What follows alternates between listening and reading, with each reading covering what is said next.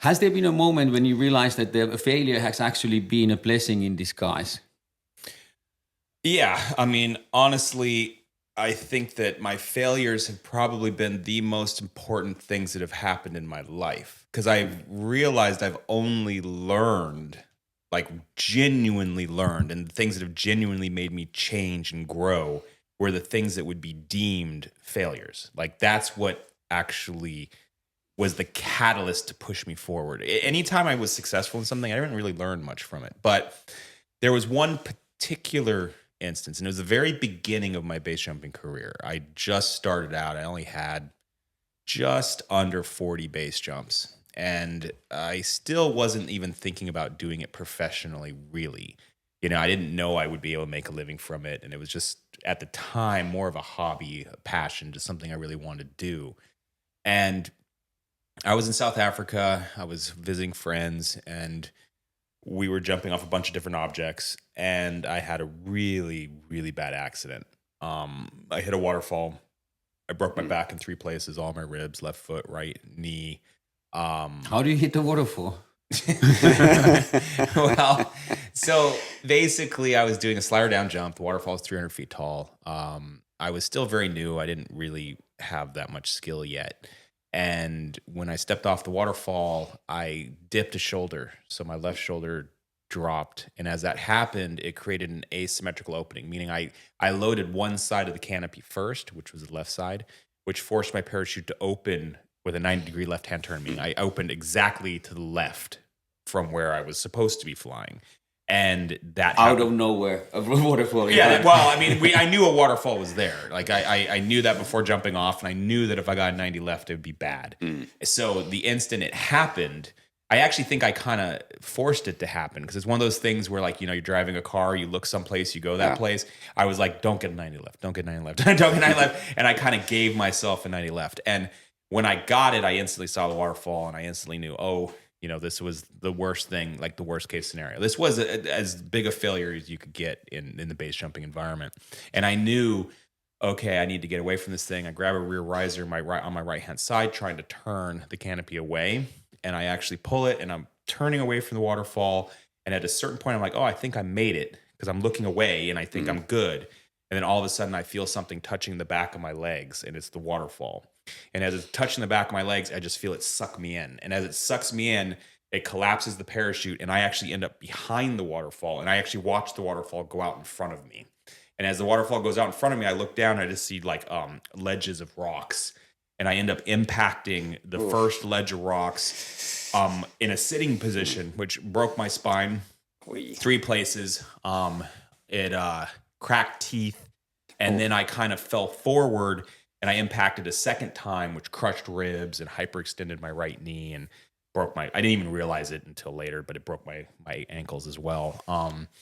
And then I fell an unknown distance into the pool of water underneath. Luckily, there weren't rocks there because I hit head first, and it would have killed me for sure. So I hit it, the waterfall pushed me under, and the experience was incredibly brutal, very painful. And in any normal kind of person, if I'd had a normal kind of mindset and a normal kind of way of seeing things, it would have been a career-ending injury. It would have been the end of jumping for any sane, rational human being. And, you know, the rescue ended up taking 9 hours. It was long and brutal, and I was eaten alive by animals for like 3 hours while I was waiting for rescue. There were these lions. No, they were little freshwater crabs that lived in the water that were just chewing on the open wounds that I got shredded as I hit the waterfall. So it was an incredibly horrific experience that I could never have imagined having. Like it was way worse than I could ever. I could never have thought something like that would occur, or it would be that bad or that painful, and that it would take that long to recover.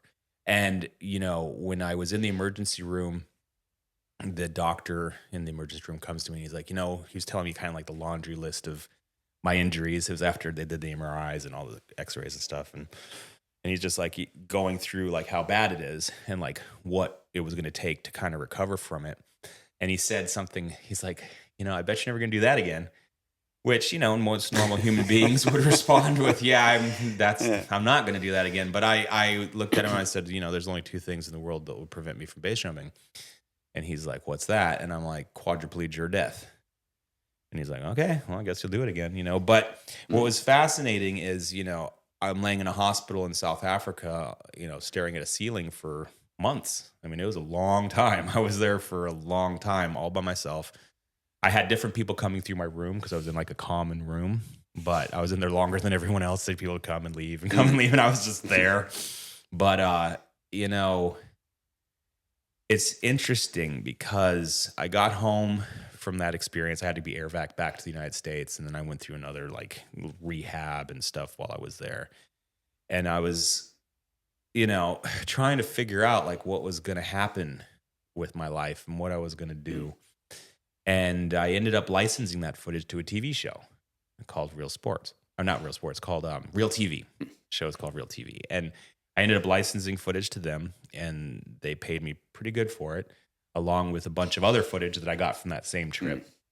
And then, you know, from there, you know, I'm like, it was a decent amount of money, and it gave me enough to where I could quit my job. I was working for my parents at the time as a graphic artist, which is a job I hated. I didn't like it at all.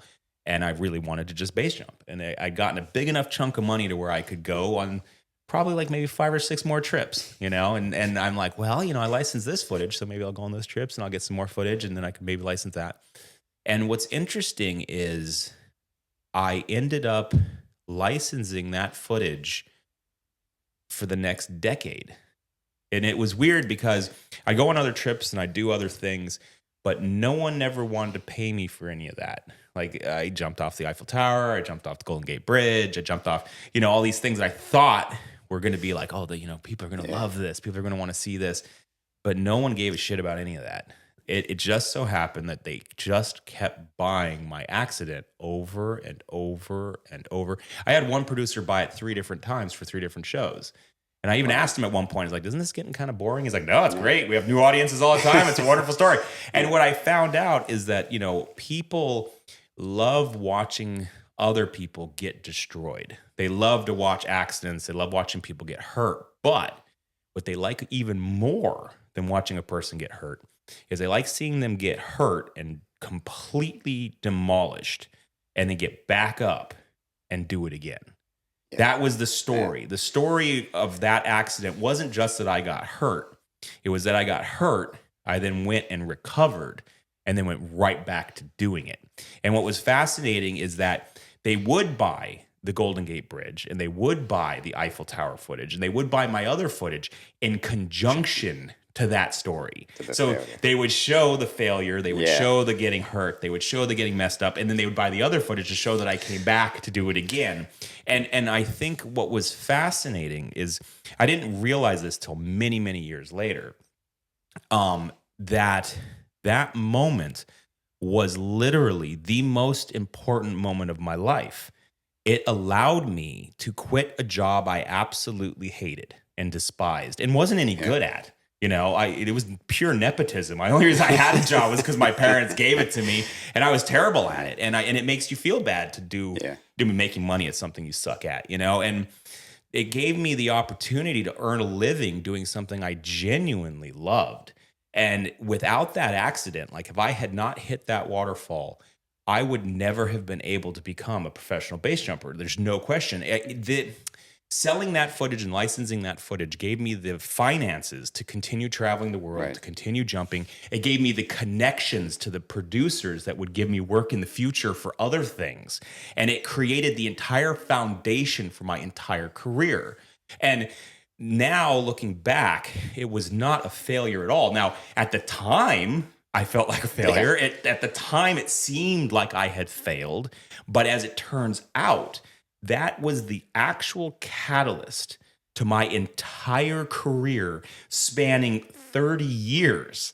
And it's funny because I look throughout my life and I start realizing that, you know, the things that seemed the worst, like the darkest and the most brutal and the most violent and the most painful, like the suffering, turned out to be the things that helped me grow, helped me become something new. It's where I learned.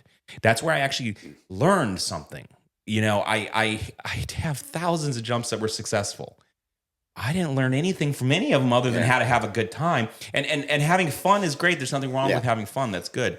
But I didn't actually grow from any of it. Yeah. What I grew from was the pain. What I grew from was the suffering. What I grew from was the actual getting destroyed and broken. And that failure, another thing. So not only did it give me a career and I earned a living from that for a very long time, which then kind of was the foundation of everything else, it also saved my life in the long run, because what happened is in that failure, I learned what it meant to make a mistake and how serious it can be and how much it can hurt and how it can really, I mean, people don't understand how valuable being able to get out of bed and go into the bathroom by yourself is, right? That's just something we all think is just a given. You're supposed to be able to get out of bed and you're supposed to be able to go to the bathroom by yourself. And that's just how it is.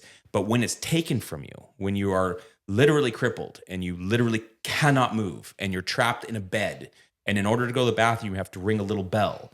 And then a person comes in with a little bedpan, and then they have to lift you off the bed and your back is broken. So it causes extreme pain. And then they stick the bedpan under you, and then they have to stand there with you while you take a poop, you know, and it's really gross and it smells and it's horrible. And you can see that they're not enjoying themselves because it's not a fun experience, not for them, not for you, not for anyone. And for me, it was a very mortifying, very unpleasant experience. I really didn't like it. If hell existed, it would involve bedpans. I hate them with a passion. Like it's upsetting. It causes a visceral thing just talking about it. That's how upsetting it is. So I do not like them. And I've unfortunately experienced them multiple times. That wasn't my only one. But the concept was that the first day that I was able to get out of bed by myself and go to the bathroom by myself, I was so happy. Like it was just this absolute magical moment. And it's weird to all of a sudden, you know, appreciate something that's so simple. And even to this day, I mean, hell, this is how many years later, 2.5 decades later, when I go to the bathroom in the morning, it's just the best thing ever. I'm like, I walk into the bathroom just like, this is amazing. I sit down and I was like, yes. It's like, and it's fascinating because it kind of helped me appreciate the simple things of life better. And beyond that, it also made me realize that I need to be much more careful when I'm base jumping. All right, I need to put more thought into it. Yeah, in a sport that is the most deadly in the world, like the failure is like real consequences. Well, and it's not just the thing. I always thought that death was the worst case scenario, but you don't know what happened. You're dead. You don't even know you're dead. But when you get really badly injured, and it takes you years to recover from it, and then you never really. I'm still injured from that. Like my back, I've been in constant pain since that injury. My back has never gotten better. I'm in pain sitting here right now from that injury. So when that happens to you, you start to, the reason why I say that accident saved my life is because it made me start approaching base jumping where I started evaluating risk much better. So one, it created a career for me out of a career-ending injury, which is crazy. It made me appreciate my life and just very simple things on a level that I couldn't have without it. And then it also made me really focus on, okay, do not fuck up right now. Because if you do, you're going to be back with the bedpan. And that bedpan terrifies me, right? So I'm like, I do not want the bedpan again. So it really did make me take things more seriously. And I think in the long run, one of the things that helped save me was that it gave me a more meticulous approach to try to avoid the bedpan. Right.